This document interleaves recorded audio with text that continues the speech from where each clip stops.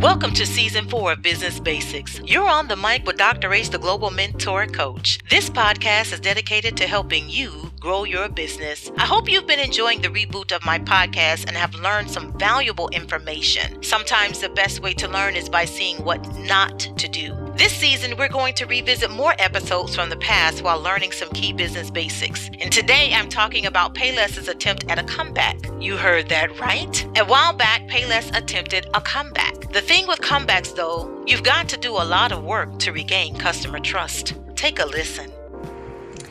Welcome back to On the Mic with Dr. Ace, the Global Mentor Coach, and you're listening to Business Basics. This podcast is dedicated to helping you grow your business.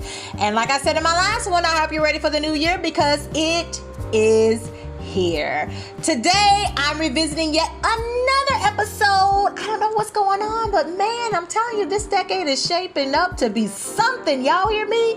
Listen, I'm revisiting my episode on Payless because they're trying to make a comeback. Yep. Payless is trying to bounce back from their Chapter 11 filing and reopen U.S. stores. So let's get into it, shall we? So the 62-year-old company, if you don't know, they filed Chapter 11 last year and closed like some 700 U.S. stores. Their bankruptcy filing didn't affect their Latin American markets, though. So according to USA Today, they have more than 710 franchises or stores in Latin America, Southeast Asia, and the Middle East. Who knew? Because I sure didn't. And their current plan is to expand their international focus while capitalizing on U.S. opportunities. Now, Jared Margolis, I hope I'm saying that right, is the company's new CEO. And Good Morning America reports that he says, "We will implement a new comprehensive strategic plan to strengthen our relationship with our vendors and suppliers, support our global franchise partners, and deepen the trust of our customers." They go on to quote Margolis as saying, "We intend to leverage Payless's existing infrastructure, which is best in class and already includes product design and development, distribution, marketing, and a strong relationship with major footwear manufacturers, thus providing the new Payless with the ability to be nimble, innovative, and to fast track our biggest growth opportunity, the United States." I'm going to let y'all think about that for a minute. As a business owner, it's important to be able to learn from previous mistakes from other businesses. That's how you grow. I don't have an issue with that. Problem is, this is what I love about the Good Morning America report. They definitely did not let you forget about Payless's sham when they were Paylessy and charging people hundreds of dollars for $20 trash shoes. They had it right up in the report, and I love it because that's foolishness. But you want people to trust you. How can you build trust for your brand when you pulling a sham like that? More importantly, you want to build trust with your customers, but you weren't loyal to your customers. People stopped paying less at Payless. That was the issue. That was the issue in a nutshell, period, point blank. So as a business owner, what do you learn from this? You've got to be true to your market. And Payless, like I said last year, they didn't stay in their lane. They didn't stay in their market. They were all over the place. They were here, there, everywhere. They started selling $40, $50 shoes, and ain't nobody got time to be paying $40, $50 for shoes at no Payless. Like I said last year, that's DSW prices. We don't do that here. No. When Payless burst on the scene 62 years ago, it was true to its brand. I remember when we got our first Payless in where I lived, and we were like, and my mom was like, I don't know about these shoes. And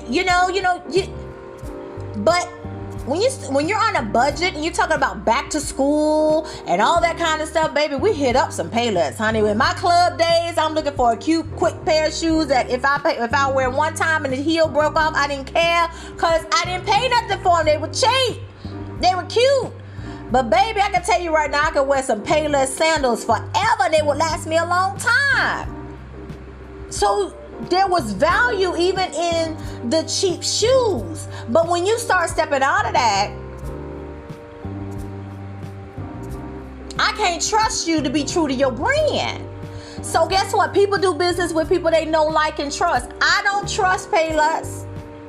And I don't even know if I know the brand anymore because I don't know if Payless knows their brand. And so from a customer perspective, you've got to listen to your customer. In the United States, folks ain't playing around with their money. I talked with one of my mentors the other day, and she was just like, I can tell you right now, a lot of my clients ain't spending no money. We sit here and go shopping, and by the time we get to the register, she's changing her mind, saying, I don't need this, I don't need this, and I don't need this. Like crunching pennies. Mind you, these are people who are very wealthy. I'm talking about millionaire people. These are people, one of her clients sold their company business for hundreds of millions of dollars. These folks ain't hurting for money, but are they spending money? Absolutely not. So when folks who got money aren't spending money and they're pinching their pennies and they're watching and paying attention, what do you think folks who really don't have any money are doing? They sure aren't spending that kind of money at no Payless or anywhere else. People are really paying attention. Why do you think JCPenney went back to penny catalogs and went back to the whole penny thing that they used to do back in the day? Buy one item and get another for a penny. Because it worked. And they paid attention. They went back to what they went back to the roots before it was too late. Payless didn't go back to their roots before it was too late, so they didn't have to do a Chapter 11 bankruptcy filing for their U.S. stores and close some 700 stores. 1,500 people probably lost their, or 15,000 of people lost their jobs fooling around with Payless who didn't understand the brand. Or at least didn't evolve their brand with the economy, because the economic crisis is real. And as a business owner, you have to pay attention to the market. What's happening? Who's spending money where? What are people spending money on? Let me tell you something. Folks ain't spending that kind of money. You think people are spending money on a whole lot of shoes? If your name ain't Kaepernick or some big name, they not spending that kind of money on shoes at this level. They trying to figure out how they gonna put food on the table. So what are you doing to add value to your customers that they can trust your brand and trust that you care about them? I said this in another episode. Remember on Mr. Mom, I believe, listen, with Terry Garr, I think that's her name, and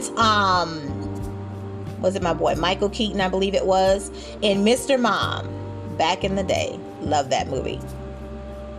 He was a car manufacturer, lost his job, and she ended up going back to work. She had a marketing degree and she ended up working for this company. She had great ideas, and they put her on the toughest account they had was Schooner Tuna. The tuna with a heart. And she came up with that slogan, the tuna with a heart. And they didn't think her idea was gonna work. But the guy, the CEO of the company, he was very hard to read. He was like, I love it. He said, where have you been hiding her? She's not selling tuna. She's selling America. She's selling her. Why? Because she tapped into what was going on in America at the time. She was a housewife, so she knew from a customer perspective, listen, your tuna is the most expensive tuna on the shelf. And that's why folks ain't buying it. People are struggling right now, and people need to know that you care more about them than you do about your pocket. So she created a campaign for them around tuna, about the owner of the company, the CEO of the company, having this strong message to the American people at the time that said, until the financial crisis is over, we will continue to reduce our tuna to 50 cents a can. And until then, we're going to go back to our regular pricing when this is over. But till then, buy Schooner Tuna, the tuna with a heart. And he had this American flag and was waving it around. And what he said was the gold part. He said, she's not selling tuna. She's selling America. She's selling heart. Payless didn't pay attention. They weren't selling to America. They weren't selling to the heart. Right now, everybody want made in America, America this, America that, because they're sick of everything being, being imported and exported and all this other kind of stuff. American jobs, all of that kind of stuff. What are you doing to add value to the lives of your customers beyond your widget? Whether it's a product, service, or whatever widget you are selling, what is the value you are adding to your customer, to the community? That matters. That's how you build customer loyalty and trust beyond your widget.